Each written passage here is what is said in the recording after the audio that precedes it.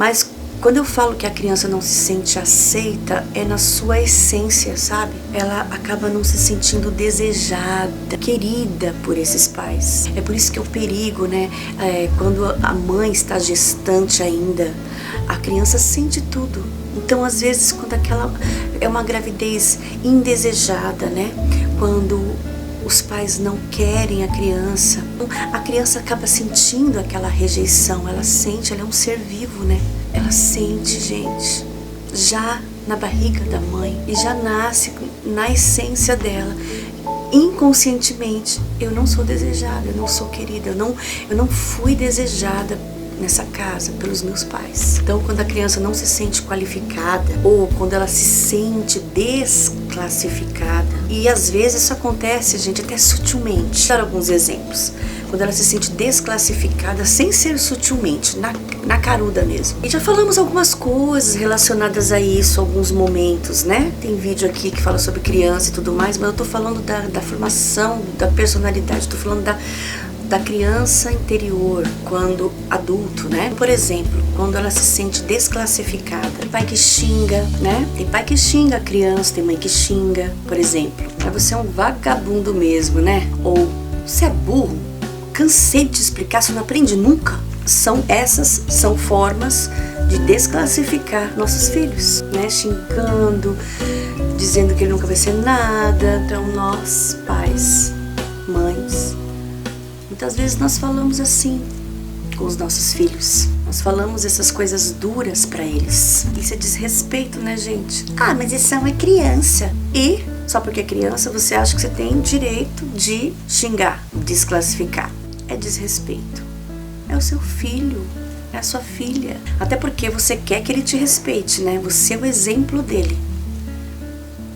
Então, para ter respeito, é preciso primeiro respeitar. Respeito gera respeito. Agora, uma forma de desclassificar uma criança, sutilmente, vai. Nós falamos assim, na caruda mesmo, agora vamos falar como desclassificar uma criança sutilmente. E acredito que nós já falamos sobre alguma coisa assim, inclusive no quadro #Fica a Dica, que é quando a gente super protege a criança, né?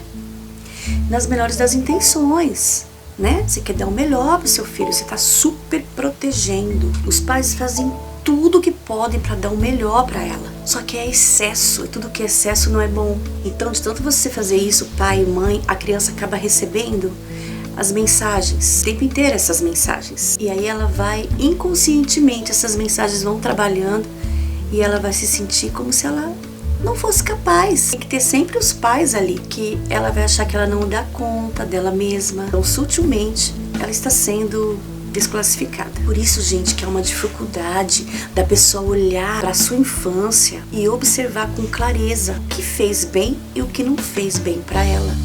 É por isso que ela fala, minha infância foi maravilhosa, minha família é ótima. É difícil mesmo. Precisa do olhar de uma outra pessoa para ajudar, ou então precisa ter muito autoconhecimento. Quando a criança vive todas essas experiências, ou pelo menos algumas dessas, né, que eu citei aqui, internamente, gente, ela começa a viver sentimento de desamparo, rejeição, abandono, sentimentos de decepção, de raiva, de ódio, de insegurança. Às vezes, ela vai se sentir inferior em relação às outras crianças, ou quando adulta, a outras pessoas. Ela vai se sentir inadequada.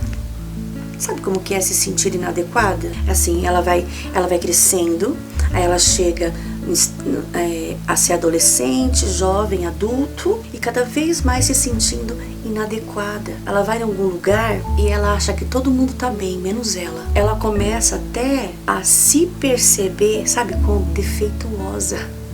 Tipo assim, tem um defeito, ela tá sempre se sentindo algum defeito, todo mundo tá bem, ela não. E quando a gente fala criança interior, por que a gente fala criança interior? Quando a gente fala isso, a gente usa esse termo, gente, pra você entender. Criança que a gente foi, quando a gente era pequeno, que essa criança permanece na gente, ela não vai embora, ela não morre, continua dentro da gente. A gente cresce, aí eu tô adulta, mas dentro de mim existe uma criança rosinha, pequenininha, dentro de mim.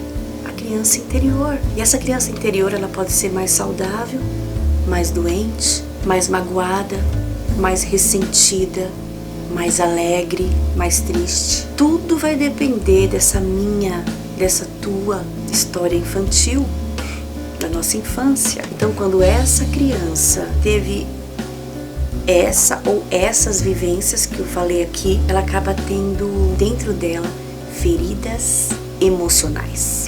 E se não cuidar dessas feridas emocionais, elas podem perdurar pro resto da vida, até o fim da vida da pessoa. Então, gente, a criança mesmo, ela pode ter um grande impacto na sua história, da sua vida, na sua autoimagem, no seu autoconceito. O que seria autoconceito? O que ela pensa dela mesma. Autoconceito, o que ela pensa dela mesma. Então, quando os nossos pais são complicados, exemplo, seus pais tiveram transtornos mentais ou alguma dependência química, ou essa criança cresceu num ambiente onde tinha muita violência, muita briga, muita contenda, ou os pais eram jogadores compulsivos, sei lá, alguma situação difícil, tudo isso vai acumulando mensagens para aquela criança. Então, gente, nós pais comunicamos muitas coisas aos nossos filhos, muitas. Como eu disse, a criança ela não tem muita condição de raciocinar. A mente dela não tem essa estrutura que um adulto tem, né? Ela não tem como filtrar. Então ela vai tomando para ela com autorreferência, né? Então a tendência dessa criança é levar tudo aquilo para ela, para cima dela. E ela vai se sentindo, sabe como?